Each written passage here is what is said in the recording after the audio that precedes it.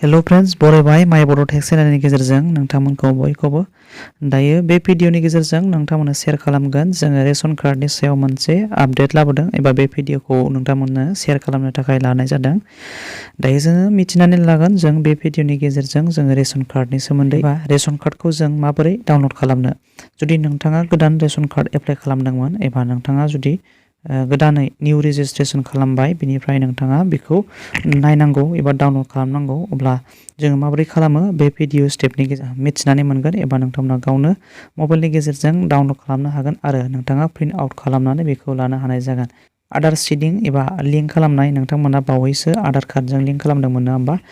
दायो आधार कार्डजों जायफोरनाखि लिंक खालामा एबा नोंथांमोननि नामा गाखोआ नोंथांमोना रेशनखौ मोननाय जानाय नङा। बेनि थाखायनो जोङो जायफोरनाखि रेशन कार्डखौ आधार कार्डजों लिंक खालामबाय जों बेखौ जों जादों एबा जायाखै एबा लिंकआ सक्सेस जादोंना जायाखै बेनि स्टेटासखौबो जों बे भिडिअनि गेजेरजों नायनानै लानो रोंगोन एबा नोंथांमोना नायनानै लानो हानाय जागोन। अब्ला लोगोफोर नोंथांमोना बेखौ नायनो थाखाय जायखिजाया नोंथांमोना मोनसे क्रम एबा जायखिजाया ब्राउजार लादो। बेनिफ्राय नोंथांमोना टाइप खालामनानै हो जे NFSA नोंथांमोना टाइप खालामनानै हो NFSA बेबायदि टाइप खालामनानै सार्च खालामनानै होदो। बिनिफ्राय जों सार्च खालामोब्ला बेबायदि मोनसे इन्टारफेस खला जागोन। नोंथांमोना नुनो मोनदों बेवहाय NFSA बेबायदि मोनसे अफिशियेल साइट बेवहाय नोंथाङा क्लिक खालामनानै होदो। नेशनेल फुड सिकिउरिटि पर्टेल नोंथाङा बेबायदि नुनो मोनदों। दानिया जोङो गासैबो माखासे इन्टारफेसफोरखौ खुला जानाय बायदियै जोङो डेस्कटप साइट बानायनानै लानोसै। जोङो नोंथाङा गोजौआव मोनसे एर' नुनो मोनदों गोजा गाबनि बाव क्लिक खालामनानै नोंथांमोना राइट साइडजों बेवहाय डेस्कटप नुनो मोनदों नोंथाङा बेहाय क्लिक खालामनानै डेस्कटप मुडआव बानायनानै लादो जाहाथे गासैबो इन्टारफेसफोरखौ नोंथांमोना मोननो हायो।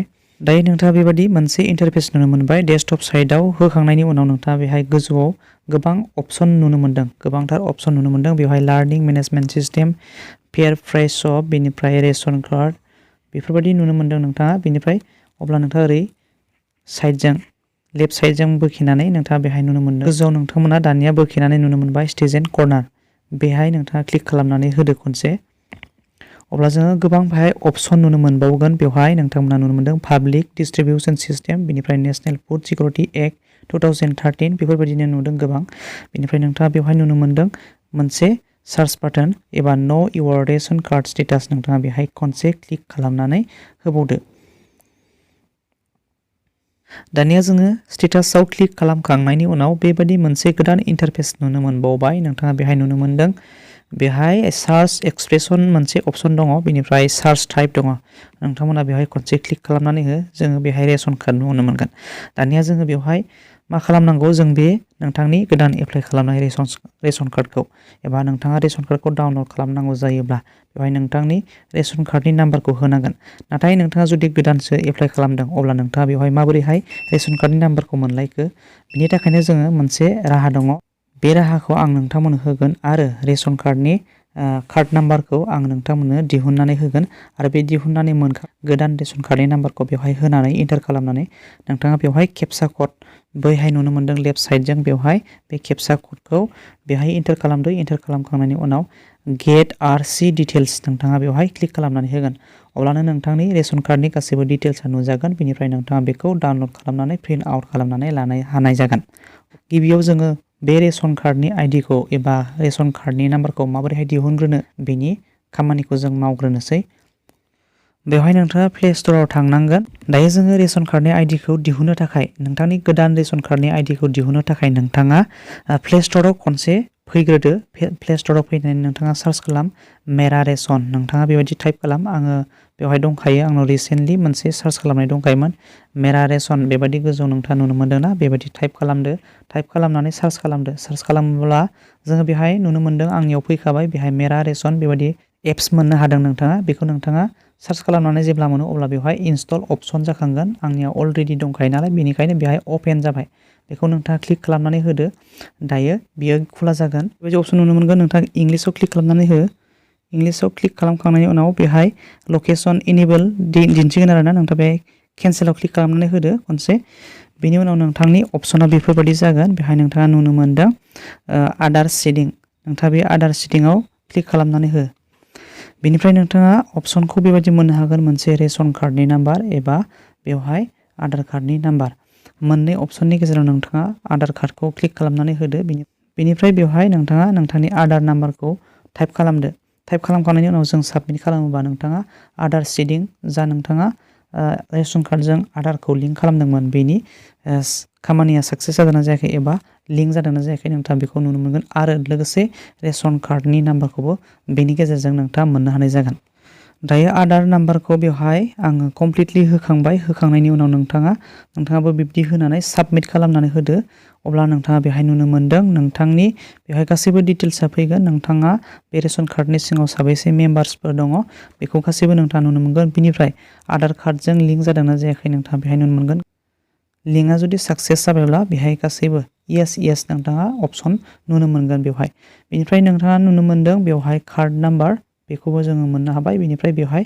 रेशन कार्डनि टाइप बेहाय केटेगरि दङ सोरनाबा AAY सोरनाबा बेलेग दङ मोनथामसिम मोनब्रैसिमबो जों मोननो हानाय जायो दायो बियो जाहैबाय AAY बेनिफ्राय नोंथाङा बेहाय कार्ड नाम्बारखौ मोनबायना बे कार्ड नाम्बारखौ नोंथाङा लिरनानै दोनथ'दो एबा नोंथाङा बेखौ कपि खालामदो बेनि उनाव जोङो थांफिननोसै बे अफिसियेल साइटआव दायो जोङो फैफिनबाय जेराव बेहाय जोङो रेशन कार्डनि नाम्बार होनो गोनां बेनिफ्राय खेबसा होनानै जोङो गेट आरसि डिटेल्स बेवहाय जों क्लिक खालामनानै होगोन दायो नोंथांमोनाथ' मोनबाय नङा होमबा रेशन कार्डनि नाम्बारखौ जोङो दानिया टाइप खालामनानै होदो दानिया नोंथाङा बेवहाय टेक्स्ट बक्सआव गासैबो फिलआप खालामखांनायनि उनाव गेट आरसि डिटेल्स बेवहाय नोंथाङा क्लिक खालामनानै होदो अब्ला बेवहाय बेबायदि मोनसे प्रसेस जागोन आरोना प्रसेसिं जागोन नोंथाङा नुनो मोनदों गेट आरसि डिटेल्सआव नोंथांमोना क्लिक खालामखांनायनि उनाव गाहायाव नोंथांमोना ओरै स्क्रल आप खालामोबा नुनो मोनगोन बेवहाय गासैबो बे डिटेल्सखौ नोंथांमोना नुनो मोनदों रेशन कार्ड डिटेल्सखौ गाहायाव नुनो मोनदों बेवहाय फेमिलि मेम्बार्स गासैबो नोंथांमोना सोर दङ साबैसे बेनि गासैखौबो डिटेल्सफोरखौ नोंथांमोना नुनो मोनगोन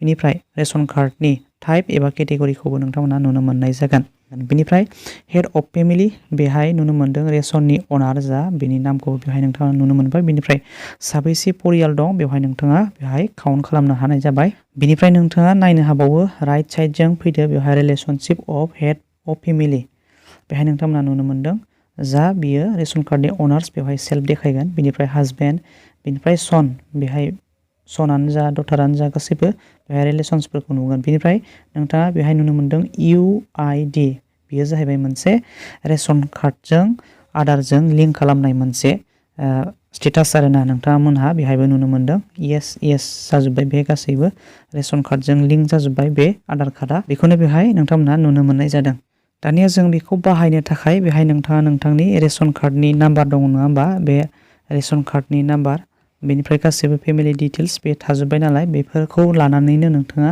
बेखौ बाहायनो हानाय जायो बेनिखायनो जों बेखौ बोरैहाय डाउनलड खालामो बेखौ जोङो दानिया गोजौ फारसे नोंथाङा नुनो मोनदों राइट कर्नार साइडजों गोजा गाबनि एबा बेवहाय 3 डट्सबो नुनो मोनदों बेनि गेजेरजों जों क्लिक खालामनानै बेहाय शेयार अपसन नोंथाङा नुनो मोनदों बे शेयार अपसनाव खनसे क्लिक खालामनानै होदो बेनिफ्राय नोंथाङा बेवहाय प्रिन्ट अपसन नुनो मोनदों बेहाय प्रिन्ट अपसनाव नोंथाङा खनसे क्लिक खालामदो क्लिक खालामखांनायनि उनाव जोङो बेबादि इन्टारफेस जागोन बेनिफ्राय नोंथांमोना बे इन्टारफेसखौ मोनोब्ला 3 डट्स बेवहाय राइट कर्नार टपजों नोंथाङा नुनो मोनदों बे खनसे क्लिक खालामोबा सेभ एस PDF नुनो मोनदों बेवहाय नोंथाङा क्लिक खालामोब्लानो बेनि सेभखौ नोंथाङा बानायनो हानाय जागोन दानिया नोंथाङा बेवहाय नुनो मोनबाय NFSA नोंथांमोना नुनो मोनदों बियो सेभ जाबाय बेहाय बियो नाम जागोन फोल्डारनि एबा PDFनि नाम जासिगोन बेनिफ्राय नोंथाङा दानिया बेवहाय सेभआव क्लिक खालामनानै होयोब्लानो नोंथाङा बेखौ सेभ खालामनानै लानो हानाय जागोन